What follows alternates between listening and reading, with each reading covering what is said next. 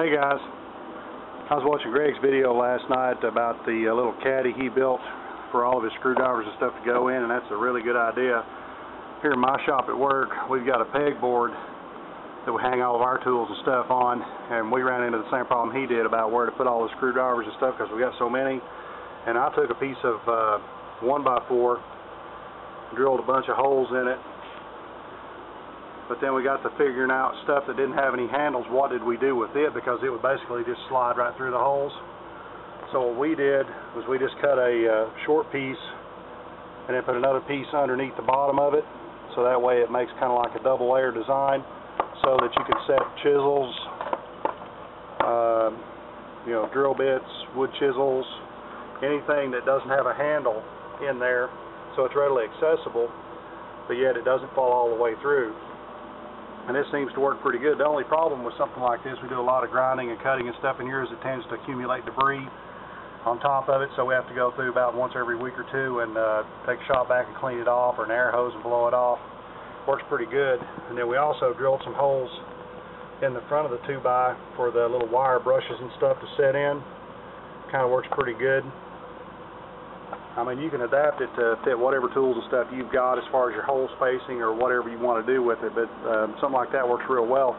They do make a plastic version of this. I've seen it at one of the tool shops. I think it was Granger, that is basically plastic, and it's got different size holes in it, but they're not very big and they're kind of expensive, so it's a lot cheaper just to build your own out of a piece of wood and drill holes in it. I think these are like maybe 3/4 inch holes, maybe not quite that big. You just have to go by whatever size screwdrivers you have. And then we drilled a few smaller holes for some of the smaller stuff. But that seems to work pretty well for us. Okay, well, I've bored you guys long enough. I'll probably tack this on to either front or back of one of my other videos. So I'll talk to y'all later. Take care. Hey guys, well, it's finally time to see what we can do with the body file. See what this stuff turns out looking like. Before I get started on this, I'd like to take a second to thank Iceman22 for making that reply for that question I asked on his video yesterday about the difference between a Phillips and a Robertson screw. I'd always heard of square drive and everything, but I didn't realize where they originated from. So that was very informative, and if any of you guys haven't seen it, you might want to cruise over there and check that out. It was pretty neat. I'm going to start filing on this. I'll zoom the camera in and we'll see how this goes, so stand by.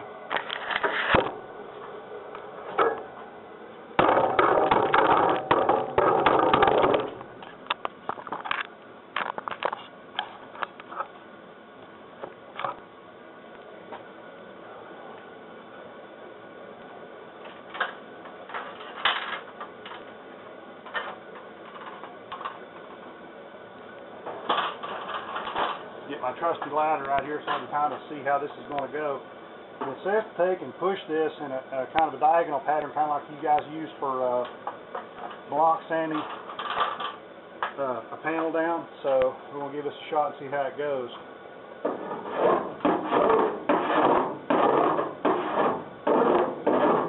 This would probably been a lot easier if I hadn't left it so rough. It's shaking the car quite a bit, so I have to go a little easier.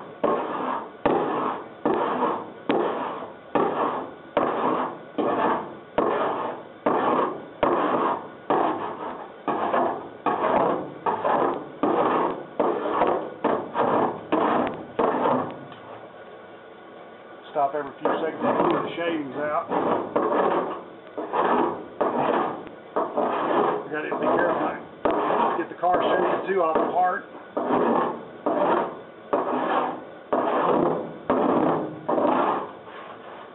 Okay, let's try it the opposite direction now and see. Turn you around here so you can see a little better. Go out to the other side here.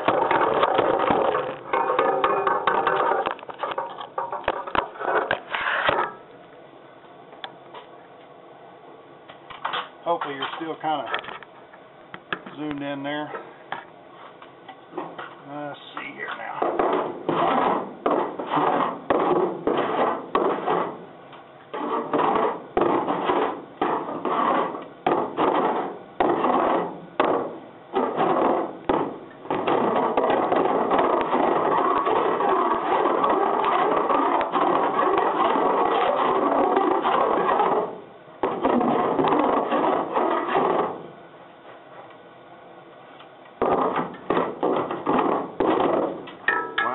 that's any indication, this stuff is definitely adhered well. It's shaving the edges of this stuff off. It's not flaking off.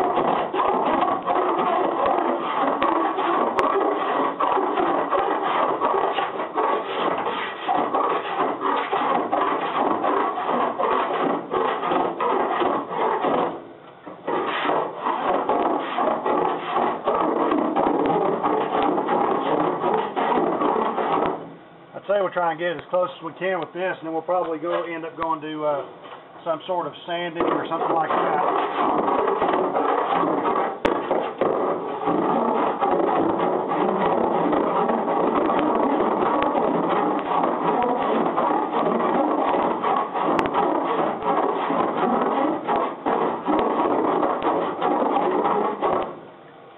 Man, this stuff's hard.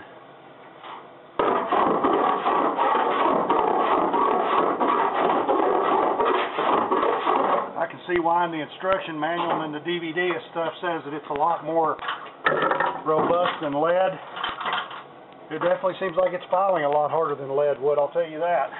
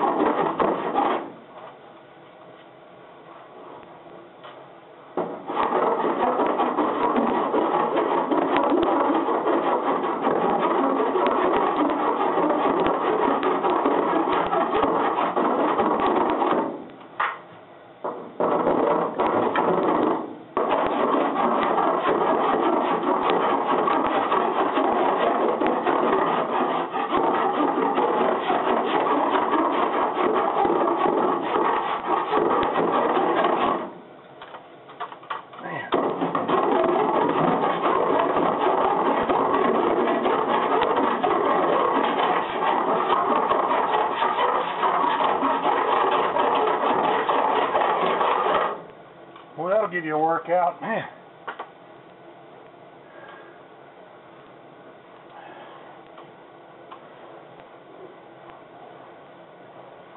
Kind of gives you an idea of what those guys had to go through before the air tools and the electric tools were invented. Can you imagine having to do all this type of stuff by hand?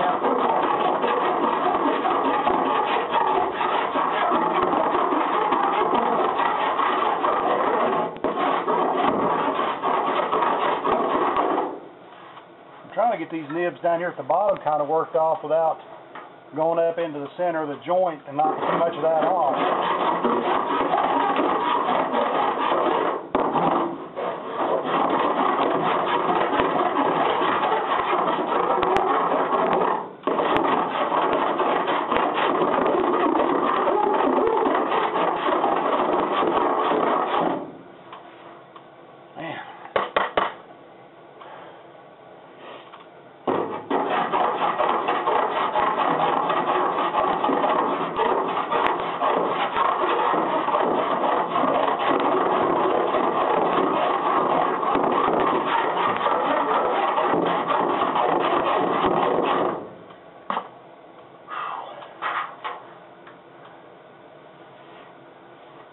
Of course, the good thing is, since I cleaned the floor and the body and everything up, I could probably push all this stuff up into a pile and remelt it into some lumps of solder and reuse them.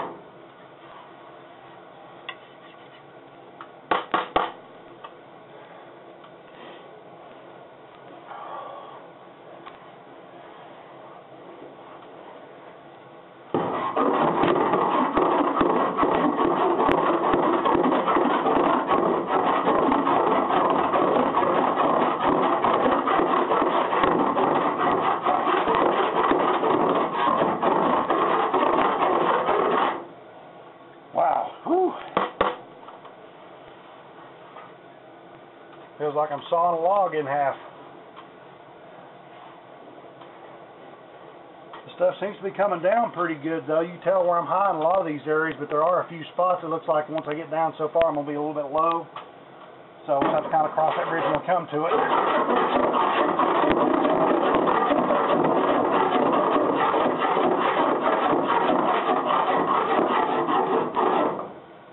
Let's check the time here.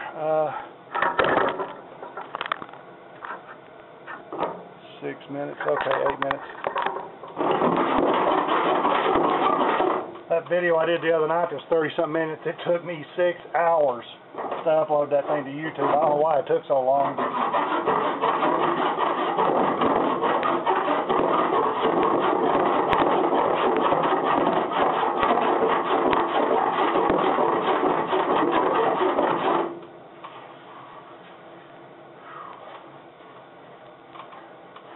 So from now on, I think all the videos are going to be about 15 minutes and just have to put a bunch of them end to end.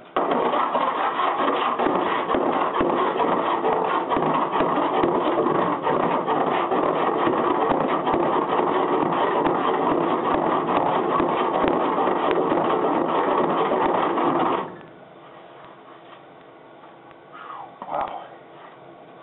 We'll take a break for that for just a minute. That gets pretty tired pretty quick. Oh, sorry guys. I think I'm going to try a little something to see.